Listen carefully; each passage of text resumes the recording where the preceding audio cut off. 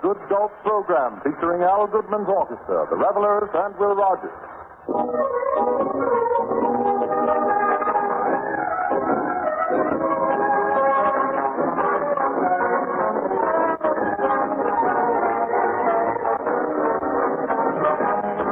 Good evening, everybody.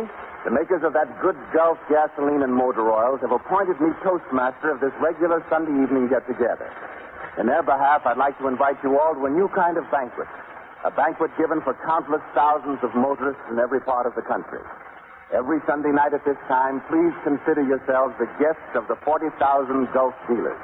They welcome you to an unusual and satisfying feast, not of food, which you can get at any banquet, but of the music of Al Goodman's orchestra, the singing of the revelers, and a few words from Will Rogers. Now we come to the feature of our Sunday night Good Gulf banquet. Ladies and gentlemen, may I present Will Rogers.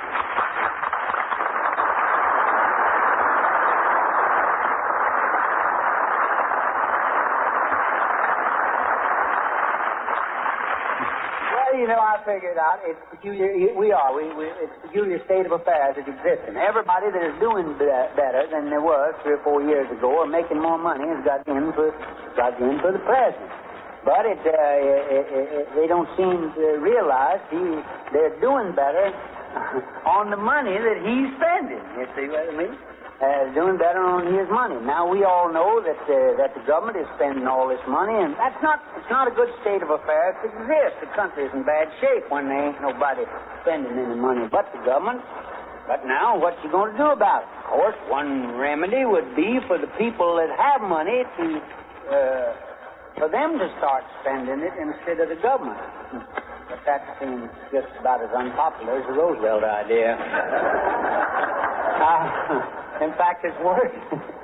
Well, if we sit out and pass the bill tomorrow and said the government can't keep on spending this money, but for a government to exist, somebody has got to spend money. So from this day on, from this day and date, the governments, are going to stop spending money and make it compulsory that the people do the spending. Boy, what a howl would go up from that, you know. They couldn't make that law stick. People would say, no, we saved it, and we have worked and we've made it, and we got the right to do as we please with it. So that little idea is out. People ain't going to spend. That's out.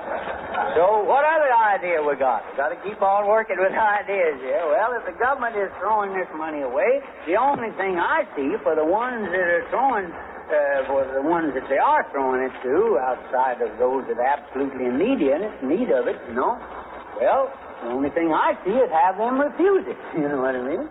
If you don't believe in what Roosevelt is doing with this money, why refuse it? If it comes, just say, no, it's government money and it's tainted, and I don't believe in the government. And I don't believe in the government spending all this money, and hence I don't take any part of it. And you say, no, you have paid this out. Now, for instance, take me, for instance. I'd say, no, the government paid this out for the people to eat, and here they are coming to see my pictures with it. I don't agree with that at all, you know. Now, you can imagine me saying that, you know what I mean, but if I was that, it would be the way to look at it, you know. I ought to refuse to accept the money. It's government money. I don't believe in the government spending this money, so I'm not going to take it. Here's a man that maybe wants to pay his loan at the bank. Well, maybe the RFC loaned him the money. You know, they're doing that a lot. And they get the money from the government, and they go to pay the bank. And the bank says, I don't believe in the bank. Naturally, all the banks say, I don't believe in the government spending all this money. But when the man comes to pay his loan with government money, they don't say, no, I can't take it. I'll just carry you myself. Boy, what a laugh that was. Now, of course, it's going to cost the taxpayers a lot of money to loan this fellow the money to pay off his loan to the bank. You know, it's going to do that, but nevertheless, they pick on that, but they don't refuse to take it.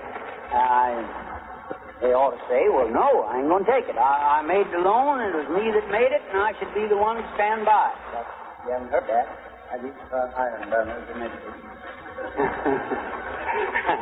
Well, anyhow, there's not a person in America that received a dollar, no matter where it comes from, that received a single dollar, and no matter where it comes from, that it hasn't grabbed it, you know, without asking any questions about it or not. It might have been paid out for relief for a starving child, but if it reached us, we was the starving child. It doesn't make any difference. But so the only thing I see for the fellow that don't believe in all this spending is to not participate in receiving any of it. I can't very well legitimately criticize a fellow for spending money if I receive some of it without criticism in the receipt of it, you know. I mean, if I don't believe it so, I'll at least make a little attempt to say that it ain't right when I grab off some of it. So this $5 billion that they're starting in to spend, we all know that that's too much money. It's too much money to take out and throw away or give away or whatever to do with it. We know that. We all know that. But until we refuse to take some of it and it comes our way, we ain't got much right to holler. Now, that brings us down to taxes. You know what I mean? That brings us down to taxes. And, boy, when you bring us down to Petcoon, you know, it brings us down that. This money coming from all the government is thrown away. Well, it just sort of looks like it might come. Where is it coming from? Everybody says, where's the money coming from we're spending? Well, I don't know, but just offhand, I'd say it's coming from those that have got it, you know.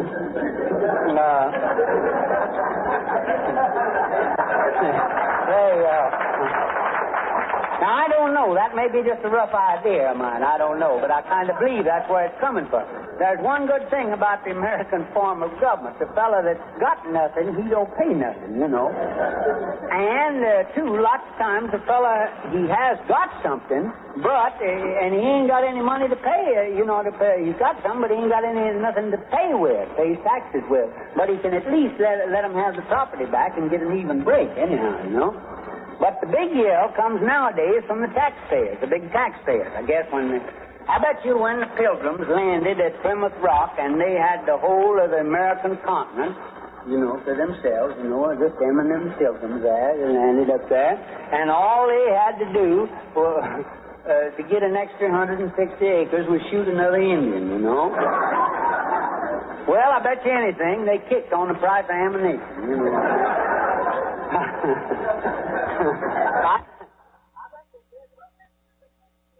Right, like we're doing now. What's this coming to? Well, it's coming to that we have to spend a nickel for powder. Of course, we got to pay it back after the effect of the Indians. No matter. I don't know, it don't matter what we pay. I don't care whether we pay high taxes, low taxes, medium taxes, or no anything. The yell is always the same, 100%. You know what I mean? They just yell 100%. Of course, we know our government is costing us more than it's worth, but do you know of any other cheaper government that's running around now? I mean, do you? I mean, if you do, I mean, they'll sell you a ticket there any time. Now, you can try Russia. I was over there. Yeah, you can try Russia. There's no income tax in Russia, but there's no income. Hitler ain't got no sales tax, you know what I mean, but he ain't selling anything. Oh, that's fine. Mussolini, you don't have to pay a poll tax to vote in Italy, you know, but nobody votes, so...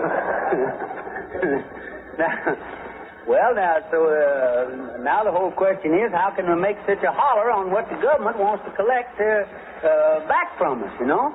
The thing is, you know, it looks like we can't have everything like we want to, you know. And but the whole question is the government, how much of this money which we are asked to pay back to them in taxes have they paid us? You know what I mean? You know, we must have got quite a little divvy of it, some way or another, indirectly. Admitting, as everybody does, that the government is the only one spending money, and if they're the only one spending anything, and anything we're getting must come from them. It looks like an endless chain to me, only when it reaches our length, while we don't want to cut any back into the kitty. I don't know what it's all about. This is just a kill time up here till something else comes out. I don't know any more about this thing than an economist does, and God knows he don't know anything. Everything nowadays is just a mental talk. Now, but next week I'm going to present to you my scheme, you know. You see, every man nowadays has got a scheme to bring it out of the wilderness, you know. Well, not so much to bring us out of the wilderness as to bring himself out, I mean, you know. I've been studying the Townsend plan and the Long plan and the Coghlan plan and the Roosevelt plan. Hoover, he broke out with plan here the other day. I'm working. Maybe I'll do it next week. I don't know. I get around to it. I'm working on what's called the Rogers plan. You know what I mean? Rogers. Yes, sir, the Rogers. Yes, sir, the Rogers plan. Just about 3 more Welsh rabbits every night, and I'll be ready for the Rogers plan. I'm going to have it in shape, you know. Anyhow, don't do anything. Now, don't sign up with any of these other plans. Don't you boys sign up, because I believe I've got better offer for you than any of them. You know?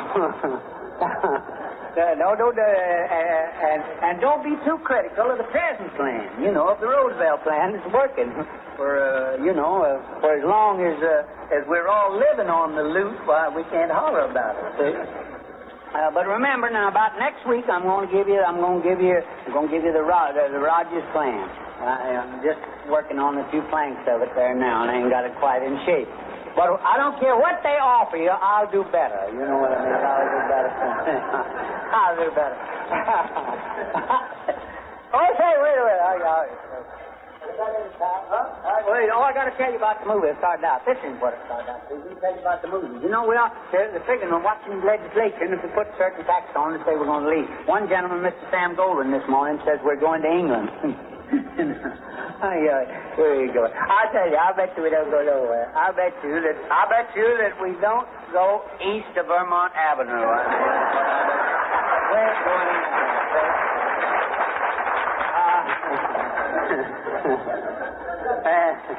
the movies is we're in an industry that kind of depends on the goodwill of the people, and they overlook the biggest thing in all this moving.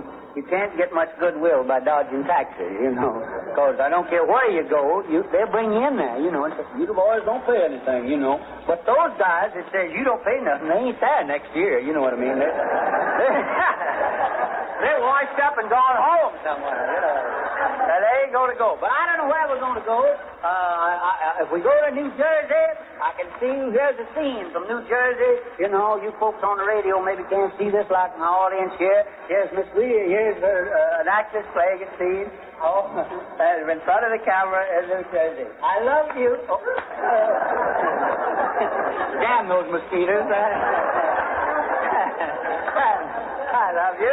Now, say we go down south. They're talking a good deal about us going down in North and South Carolina. I've been down there a lot, and the influence of the people would have an effect on you. Now, if we go down in North and South Carolina, I can just see Greta Garbo coming before the street. You know what I mean? That's a mixing with all North and South Carolinians. And I love that dialect, you know, and Greta Garbo says, yeah, I sure do love you, doggone, I say. Yeah, sure do love you. I think I'll go home. I ain't gonna mess around here no longer. Oh, here, wait, I got a lot to do. Goodbye. Next Sunday night, look for the Rogers. Good night. An excerpt